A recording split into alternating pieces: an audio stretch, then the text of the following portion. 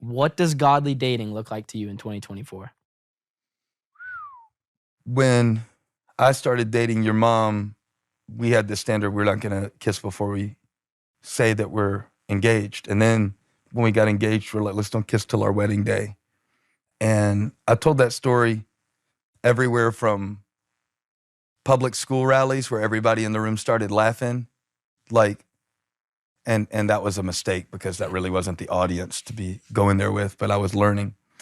And I told that story to you as an example, not that that should be a standard, but I think that the standard that you set is indicative of the value that you ascribe. So I'm gonna give you an example for that. There are certain things in my life that are really locked up, physically, spiritually, emotionally. And there are certain things in my life that are out in the open, okay? What concerns me the most about if I were dating in 2024, and I know it's a broad question on purpose, because you just want me to take this wherever I feel led to take it. Exactly.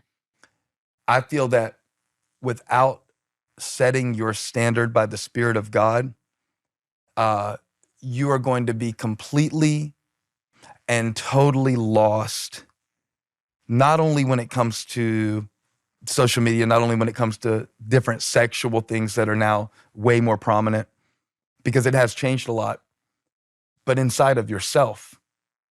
And one of the greatest things about standards, like godly dating, or back in the day, man, there was a whole movement in Christianity right before we were dating called I Kiss Dating Goodbye. And it was dating in itself is a sin. You need to have courtship. Jeez. Yeah, I've heard of that. There's like a book about that, right? Yeah, and it is actually a beautiful, beautiful concept. And there was nothing wrong with the idea of commitment, because the premise of it was the way that we do dating in America doesn't prepare us for marriage, it prepares us for divorce. Whoa. So, you try it, you don't like it, you move on, you try it, you don't like it, you move on, you try it, you don't like it, you move on. The problem with that became, though, that then we got in this battle about, okay, well, I'm not dating for a year and now I've still got all these desires, and what do I do with them? Right. And it didn't really solve anything. It just basically was like mopping up the floor rather than fixing what was busted at the pipe. Wow. You know the analogy I'm saying? That's a crazy analogy. Yeah, because anytime we just make it about rules, then we've missed the heart of the relationship. Right.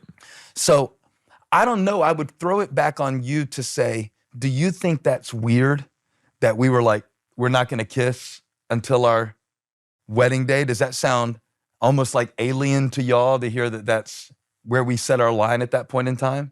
No, sir. I think that is the ideal way to do it, because I feel like so many of my friends or whoever that I hear the problems they get in their relationships is based off of kind of this jealousy of, whoever their partner's past is. And I feel like that's such a thing that sort of creeps into so many relationships these days.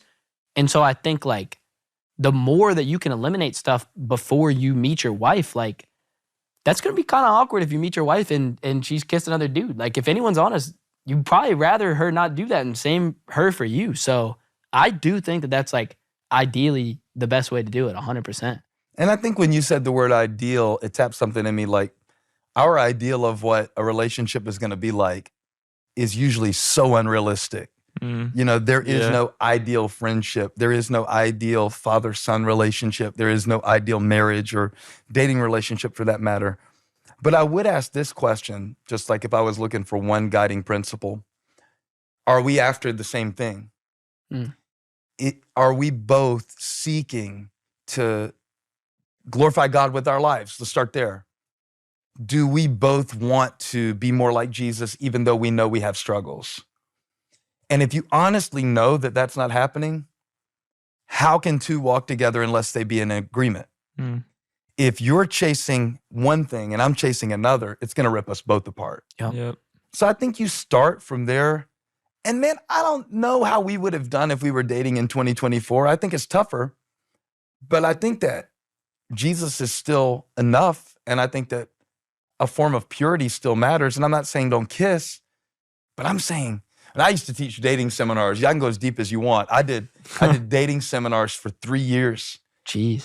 Yeah, if I was going to preach somewhere, I'd say, now give me Saturday morning for the dating seminar. And you would have just whoever wanted to come, or was it like couples? No, they all had to come. Sometimes I would just get the boys, and then we went in. Yeah, that's when it got real. That's when I could.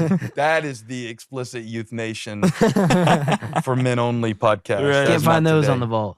But I want you to know that I think there is a great, great value on your life.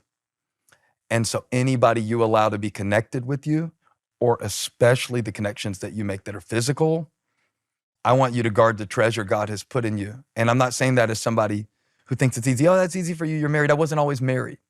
You know, we had to navigate many of the same things. It's not like because I was anointed as some holy man of God, I didn't have the normal hormones and normal I mean, I can sit here and talk to you about how attracted I am to your mom physically. Would you like that? No, sir. Okay, next question.